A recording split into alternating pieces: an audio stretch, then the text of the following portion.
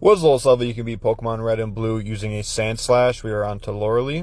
So Dugong's opening move is always going to be Roar Beam. No matter how many times I tried this, that was always the first move. I'm assuming it's something to do with the good AI that Lorelei has. But you can take one, you just hope for no attack drop, and then you're going to use Hyper Beam, and that should one-hit KO it. Sometimes the Dugong does use Growl though, which in this situation was nice because I missed a Hyper Beam, but it wasn't necessary. And we're pretty happy that it failed because we do want our attack stat to be up. And then against the Cloyster, you really only have one option, and that's Fissure. I got very lucky on this one. As you'll see, Fissure has a 30% chance to hit. Clamp missed not once, but twice, which gave me plenty of time to get this Fissure off.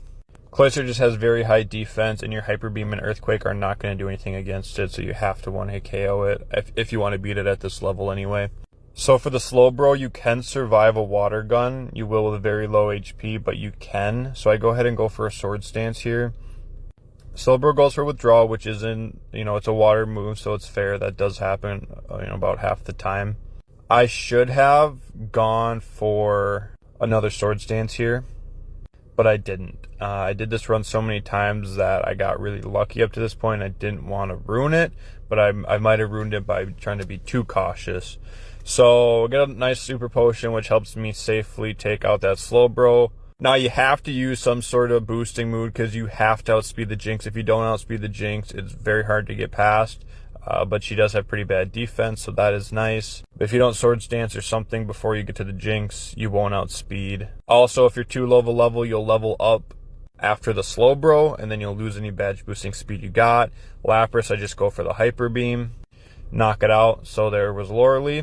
So the question I ask you is, what is the lowest level you can beat Pokemon Red and Blue using a Sandslash? We are on to Bruno.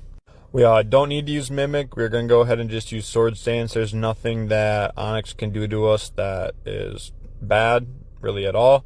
So we're just going to go ahead and set up our 3 Sword Stance and then go ahead and smash a whole bunch of times. I sped this one up to like a minute because there's not a whole lot going on. Because once you get all the Sword Stance off, you can just hit a whole bunch. Look at my vigorous A mashing. Because that's all we're going to do until the end of this battle. Earthquake works on just about everything here.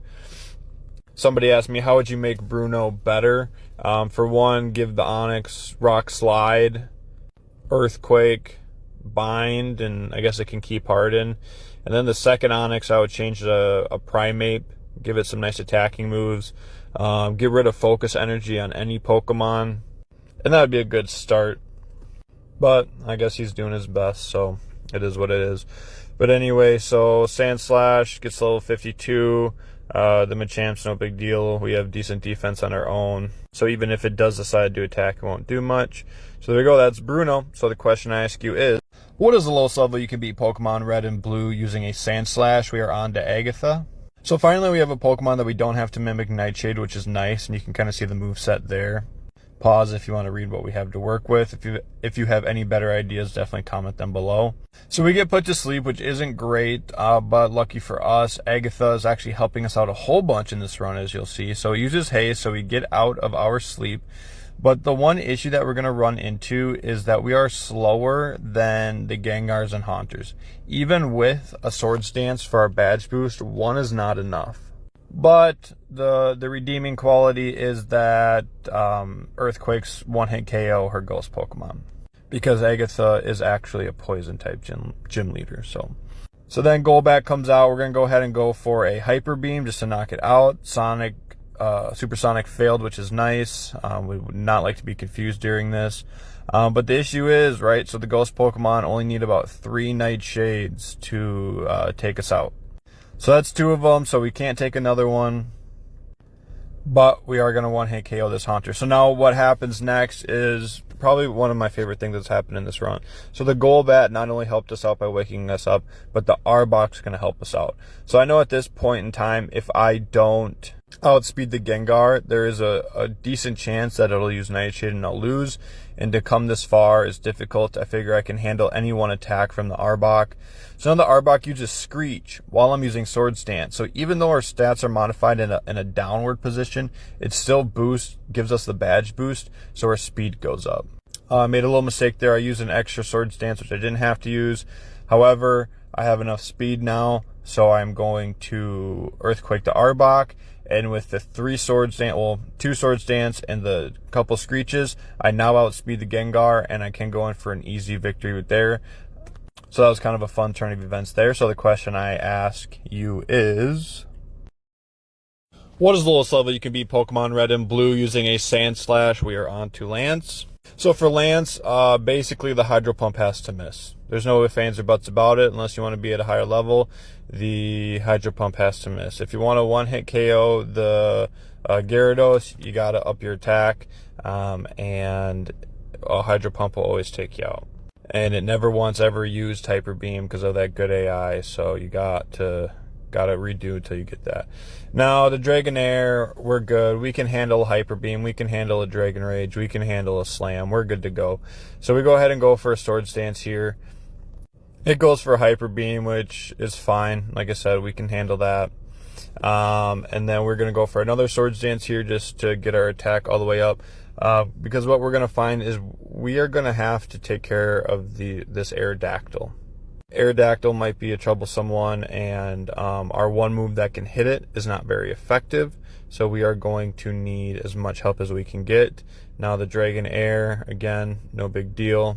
Their defenses aren't that great. I mean, they're a pseudo-legendary, or on their way to become one anyway, so they're definitely tough Pokemon, but their defense is not that great, so we're good to go there. So we go for Hyper Beam.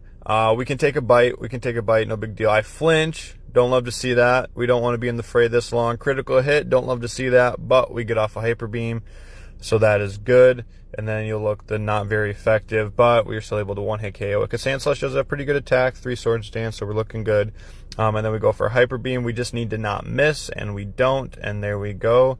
So the little Sand Shrew Mouse type Pokemon just took on a bunch of dragons, so look at us go. So the question I ask you is, what is the lowest level you can beat Pokemon Red and Blue using Sandslash? We are on to Blue.